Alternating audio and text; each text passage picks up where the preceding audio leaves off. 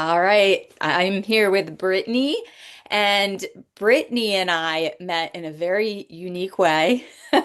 Um, Renna, my daughter, is she'll be 6 soon on February 29th, and when she was 2.5, she was diagnosed with a rare genetic disorder called Pitt-Hopkins. And so one of the first people, probably even before our family, but one of the first people that we told was Rena's speech therapist. And we told her because she thought that some of the characteristics that Rena was displaying could be a specific genetic disorder. So we messaged her right away. We told her it was not what she thought. And she said, "Oh my word, you'll never believe this, but one of my other families, her son has Pitt-Hopkins too." And so I think it was the same day that she connected Brittany and me. And we just, I don't know, I felt like we just connected because our kids are the same age and Yeah. they have the same genetic disorder. So I guess we're a little bit different because we got the diagnosis when Rena was 2.5, and you got your son's way earlier. Do you want to just share a little bit about yourself and kind of like the beginning of that? Yeah, absolutely. So it's crazy. It really had at the time knocked the wind out of me. But in hindsight, I'm just so thankful for how it all worked out. Um, Ben, just like Renna, a 2020 baby, Ben was born in May. So it's like peak COVID. Um, we actually got our diagnosis over a telehealth, and this had been following him being in the NICU at CHOP for about 5 weeks. So I had been at our local hospital. And then he started, I remember so clearly, Ben was a C-section baby. And we had, at the time, he was a little over 25 hours old. We had just filled out all of the paperwork for his name and birth certificate and everything. And the nurse came in and helped me give him a bath. And then I went to go get a shower. And I came out, and those clear bassinets that they give you to have the baby in the room with you, I looked and he was blue. And my heart stopped. I called for a nurse right away. They took him. It was also very confusing what was happening at that time, but it was devastating. I mean, you're just sitting there in your labor and delivery post room, and your baby is now gone. They started doing testing right away, but it became pretty evident that they weren't going to be able to diagnose him with anything there. Everything was coming back normal, and we were told that he was going to need to be transferred to CHOP, where they could do further tests. CHOP diagnosed him almost right away with seizures, and they started him on medicine, and that kind of control it started to control his seizures. It did take a little bit of time to adjust. He's been seizure free now since June of 2020, which is an incredible feat. Yeah. So it's we're really thankful for that. Um, but that really did kick off this whole question of why is he having these seizures? We had to do genetic and metabolic testing, and the genetic testing came back and he matched with Pitt-Hopkins syndrome. So we got our diagnosis after he was already discharged from the hospital, pending these genetic testing results. And we got his diagnosis over a telehealth video visit, which, you know, it was kind of, I mean, this huge life altering thing, and you're finding out on a screen. Yeah. So, yeah. Um, but as I said, we're thankful for how it all worked out. All kids who are in the NICU get early intervention referrals, which is something that I did not know at the time. Um, I was hesitant. My daughter had already been through the early intervention system because she's actually on the autism spectrum, which we found out after we got Ben's diagnosis. But um, we did initiate services for him almost right away. So he's been doing physical therapy. That was his first. He started when he was about 2 months old. So Oh, it's been wow. a long journey for him, but we're lucky enough to be able to manage all of his symptoms and then also get a very, very quick start with getting services for him. Oh, yeah. Ours, so Rena was born a week before the world shut down. Everything was normal. We had no Yeah. idea that anything was going on. Um, I believe it was at her 18-month checkup, and they gave us some sort of a form and we're filling it out. And I'm like, no, she can't do that. No, she can't do that. No, no, no, no, no. She couldn't do anything. She couldn't sit Yeah. up. She couldn't roll over. And I didn't know that that was something to be concerned about because she's my only child. Yes. And it was during isolation. I just thought she was delayed. Yeah. So we, right after that appointment, we did start early intervention, which was very helpful, but we didn't see any progress. And that's why Hmm. we went with the genetic testing. And so you mentioned that if your child's in the NICU, that they would get early intervention, I guess, like regardless. Yeah, they get a referral for an evaluation, from my understanding, which I think is great that they give because I think if there is a need, and a kid can be in the NICU, a baby can be in the NICU for all kinds of reasons. A lot of times, if they're born prematurely, I think it's really good that we're safeguarding um, development through the first couple of months, just so that no kid falls behind. And I'm really thankful that we were given that referral. And it's nice that it's not like, it's optional. If a family wants to get an evaluation, they can. If they don't have to. But I think it's really important that parents are at least able to kind of like get the support if they want it. Hmm.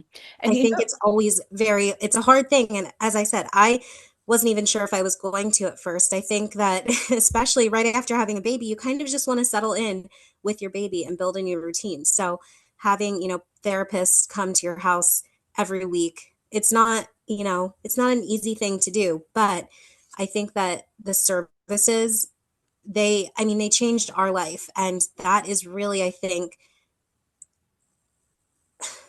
as a parent who has a kid who has special needs, it's so important the impression that the therapists in early intervention programs are so incredible, and they not only support your child, but they really support the family and hmm what you are able to learn from them. I think the things that I learned from his therapist in early intervention, it's the basis of how I have learned how to play with Ben and how our family can communicate with him, even though he's nonverbal. hmm My appreciation and gratitude for our early intervention therapists, like, it knows no end. Yeah, I would And it totally. connected the two of us. Yeah, right.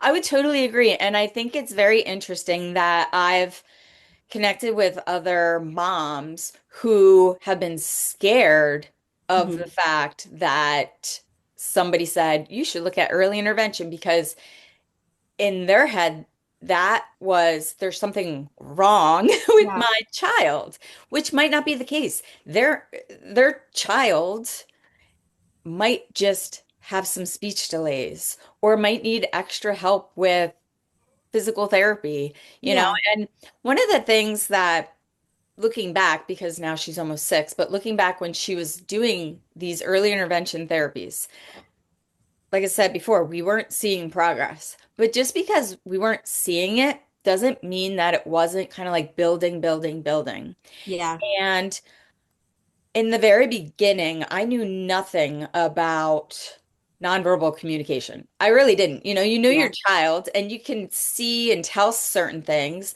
but I even took a class. I took can't think of exactly what it's called, like Beyond Words or something like that. But it was a class where we went in once a week for maybe like 6 weeks, and we learned about children and nonverbal communication skills. And then yeah, I started recording her because that was part of like our homework, and then recording and looking at it and talking about these nonverbal communication ways she was communicating and I had no idea. yeah. So, It's so interesting because when we got his diagnosis and we were kind of told just the very basic things. And I really love Ben's doctors, but when we were given his diagnosis, we were told it's a spectrum of developmental and intellectual delays, which doesn't really give a full picture of what Pitt-Hopkins is. Um, but when we researched it a little bit more and when we connected with other parents, the nonverbal is actually what was harder for me to come around to than he's going to take a lot longer to learn how to walk. Um, I was devastated by the nonverbal piece of it, but I have no problems understanding Ben, and you just have to kind of slow down, and it's a different way of communicating, but you're right, it is still communicating. Hmm. I always know what Ben needs. He has a speech device. He has a Toby. We love it, especially because he can take it to school, and he's so social. He loves to talk. He loves to be a goofball, especially around lunchtime and meal times, with making preferences, especially if there's a preference that they don't have or we don't have. He likes to request things to be funny. Um, he has such a personality. And even without that, I can still tell what he wants. And we don't use it, all the time at home because I feel like we're already so in sync. Hmm. Yeah, so we also have a communication device. Ours is an iPad with Proloquo to go on it. And we started that really early too. You started before us because I remember you let us kind of like try it Yeah. and see what the Toby looked like.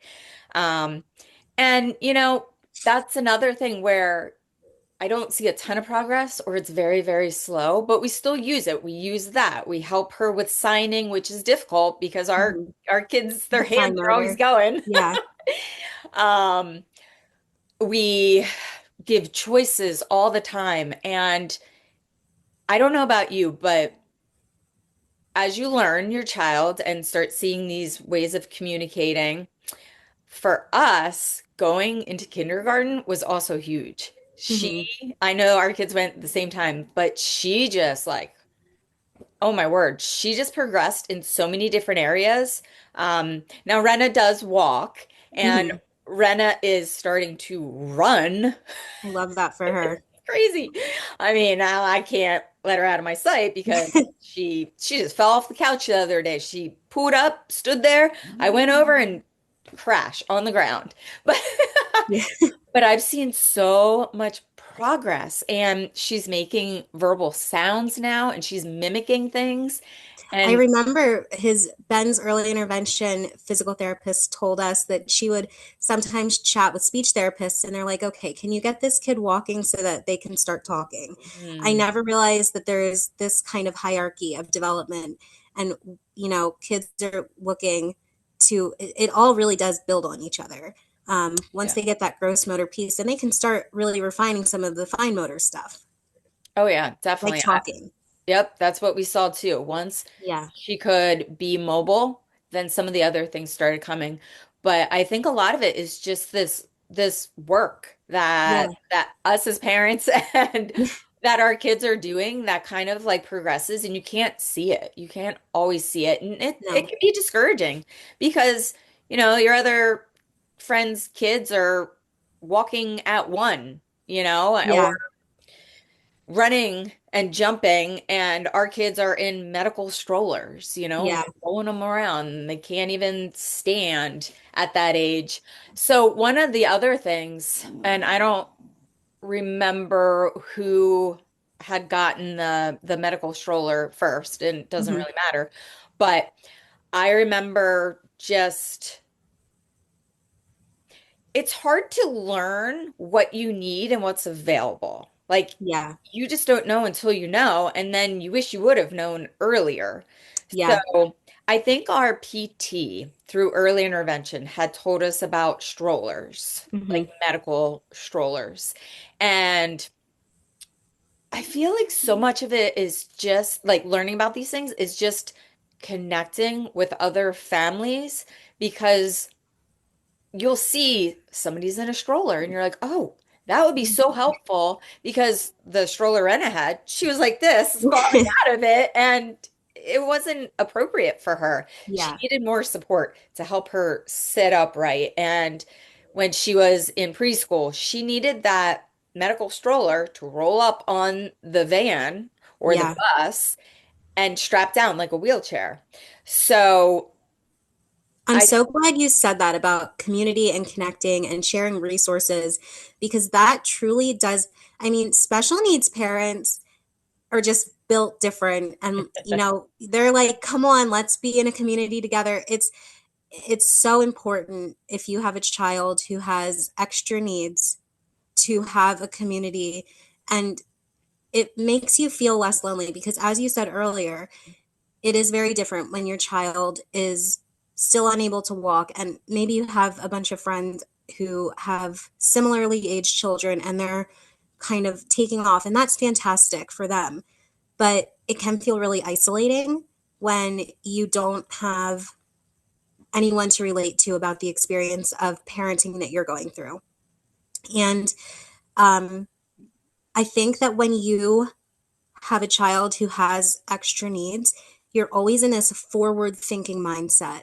I Mhm. remember we started talking about a medical stroller or a wheelchair when Ben was 1 because they were telling us when he goes to school, he's going to need something to get on the bus. And I was like, he's 1. But um, again, that's really where connecting with the therapists who support you kind of early into your walk in this life is so helpful because I wouldn't know where to begin if we didn't have our therapists who are like, oh, hey, think about this. Other parents who are like giving us what works and what doesn't work as far as equipment and specialists to maybe see or things to try or therapies that are available. Um, those things are all so helpful. And it's hard. It's not an easy system to navigate, to get equipment or to find resources. So you really do need a community of parents who are kind of on the same path as you. Oh my word, it's so important. And Yeah. things are different depending on where you live. Even Yeah. like we're in the same county, so thankfully we can really work together and ask each Yeah. other questions, but even in the county that is literally like 2 miles from my house, everything's different. Yeah. So By it's the way, it is so wild too, because when we got Ben's diagnosis, we were told, oh, there's like 1,000 diagnosed cases in the world at that point. yeah. And we know it's very underdiagnosed, but to be, you know, so cool, like we are 40 minutes away from each other. How lucky, I know. because, and we have this in this pocket of like southeastern Pennsylvania, we do have quite a few families, and it's just been such a joy to have all of our kids who are kind of walking the same path. Oh yeah, definitely. Yeah. So we are coming down to our last few minutes, Yeah. but could you share maybe one or two things that you think would really help others who might be new to this life, who might be discouraged, or maybe like a tip that was Yeah. so helpful for you, just something to leave with everyone? Yeah. It is life changing to get a diagnosis for your kid, and it can be overwhelming, and the grief is real. Um, but I think that I wouldn't have believed it when we first got our diagnosis, but I just think there's so much joy and freedom in having a child who has differences. I don't have the same pressure or the same problems as parents who have typical children. Our problems and challenges look a lot different, but I think it also gives us this freedom to not put our own, project our own expectations onto our kids. They're going to show us who they're going to be, they're going to show us what they're going to do. And I think it's just the most rewarding thing to be able to witness really the tenacity and the work and just the joy that they bring to life. Um, It's certainly not easy all the time, but you still get to, I think it's the greatest act of service. um, to just take care and raise a child who maybe what their life looks like is going to be different, but it still has a lot of value. Oh, definitely. I couldn't agree more. I think too, once you kind of it's a journey and there's Yeah, ups and downs, but it's kind of like once you've accepted that yeah, your child is going to have a different life, you can start to really embrace, like, yeah, okay, I always use the example of I love to hike. Well, Rena's probably not going to be hiking up like a rocky mountain with me, yeah, but I have a freeloader carrier. yeah, I can hike carrying around a 40, almost 40-pound child, which, oh my word, that's yeah. a workout I in know. itself. But, so it just looks different, It you know? does. It And does look different, but it still can be extremely meaningful. oh, it And does. yeah, It is. Yeah, no, I would totally agree. People have said if Renna could get some sort of gene therapy or yeah. something where she wouldn't have Pitt-Hopkins anymore, would you do it? And that is a These are very the hard only question. versions of our kids that we know. Yes. And yeah, I do, I feel really sad sometimes for the way that they have to overcome certain challenges. Hmm. But this is the only version of my son. This is the only version of Brenna that we know. And, we're okay. Yeah, yeah, Yeah. I know. So, I mean, there are things coming for sure, Yes, but it very is exciting. right. I think it's just something that will take a lot of prayer Yeah. to know what to do. It's not just like yeah, let's just do this. So, Yeah. but I want to thank you, and I will have to have you join again. Yes, I But would I love just to. love your perspective. You've helped me so much through so many things. I know we're kind of like on the same journey. Our kids are the same age, but you're like 2 years ahead of me. And so you've really helped me learn so many different things. I remember texting and emailing and calling. So, That's so nice of you to say. You've really helped me too, though. And I think that it's just so important, again, to have, your friends and build relationships with people who are on the same path as you. yeah, And definitely. I've met some of the best people Mhm. because of Ben. And I'm so thankful for that. Yeah, same. All right. Thank you so much, Brittany. Thanks, Brenda. It was so great chatting with you. You too.